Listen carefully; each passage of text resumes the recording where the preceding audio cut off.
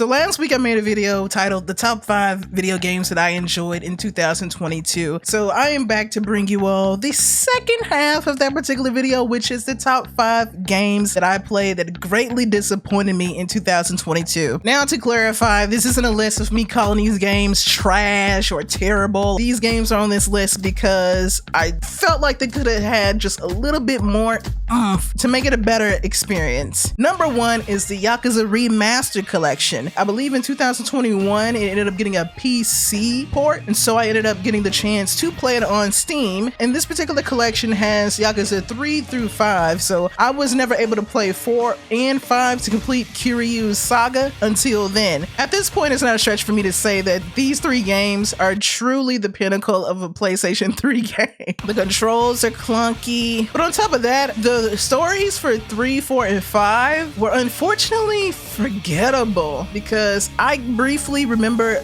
bits and pieces of 3. Replaying it again, でもさ、ほら、俺なんて日焼けもやけどもしてないのに真っ黒なんだよ。その方がもっと変じゃない？ね。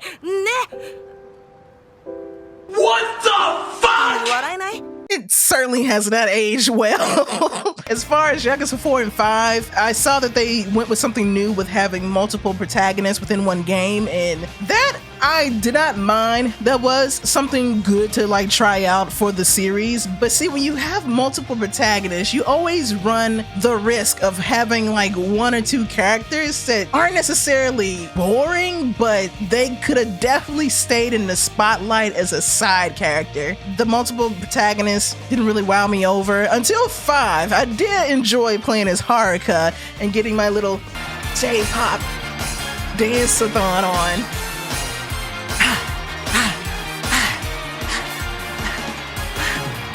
But outside of playing as Haruka Kyaru, I would consider Yakuza 4 and 5 to probably be the weakest of the mainline games. Number 2 on my list of top 5 disappointing games is God of War Ragnarok. When I tell y'all this game right here, which is going to be the next game that I review, wink wink, this game right here, when I tell you it starts off on a intensive high with like a really dope fight, and it continues to have some pretty high points throughout the story, but for the most part, for me, I felt like there was certain areas where the pacing was just very dull, which in particular is one part with a certain character who ventures off with Kratos. But at the same time, while I appreciated it, the parts with this character was just so dull and uninteresting. And I'm not saying that as someone that always has to be constantly fighting and always has to constantly see epic scenes, because if there's one thing that Ragnarok will do is have you fucking fighting for your life almost every second as if you work at Waffle House. But the biggest upset that I had with the game was how weirdly off balance the enemies seem to be. Like, you have the boss fights, which are like dope and fun and fantastic with having to try out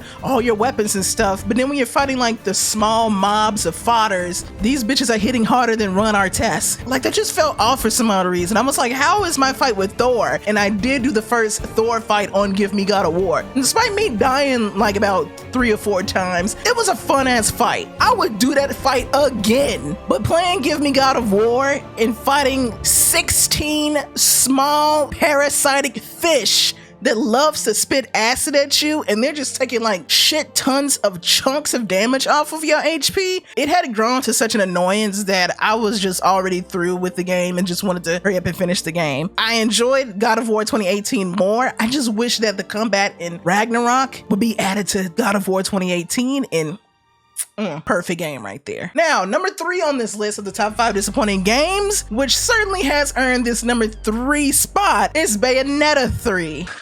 Whoo boy, Bayonetta 3 is a game that for the first time in my 28 years of living that I played and finished, and yet somehow with each passing day since I finished Bayonetta 3, there's some shit that I think about with Bayonetta 3 that I can't help but go back and go, yeah, that writing was not good. Like, I don't think you all have any idea, like, how much stuff I cut out of the Bayonetta 3 review. When I tell you guys that I try not to be an asshole about these reviews, like, I tried to my best to just not go there. Like, while I was writing Bayonetta 3, there was so much stuff that kept popping up in my head where I was going like, wait, so if this is Brave Cereza and she falls in love with Luca, but she wouldn't have known that Luca was Luca unless she remembered the Luca from Bayonetta 1 who literally took care of her. And so now that she's older, she somehow went and found the Luca that she liked. Like, we video game grooming now? It was things like that happening, and I was just like, well, I don't want to put this in a video because that's lizard people tier conspiracy theory. There was just more and more shit that I was like, yeah, no, that wasn't a good decision. Y'all have whole fucking lore about the Umbra Witches and the Lumen Sages having a clan war that would have been pretty dope to see, and you still could have tied in the whole multiverse thing or Viola traveling from the future to help with the past or some crap, but instead somebody got hooked on to Spider-Man Into the Spider-Verse a little too hard and made Bayonetta 3 some generic, bland, boring ass failure of a MCU movie. Yeah, I don't know about paying $60 for Cereza and the Little Lost Demon. Y'all can have that. Moving on, and number 4 on the list of the top 5 disappointing games I've played in 2022 is a game that I enjoyed the most out of all of these games on this list, and it's Pokemon Scarlet Violet. I'd say despite all the hiccups with like it being on the Switch, because at this point there's really nothing we can do about these Switch games still being on as a raggedy ass grandma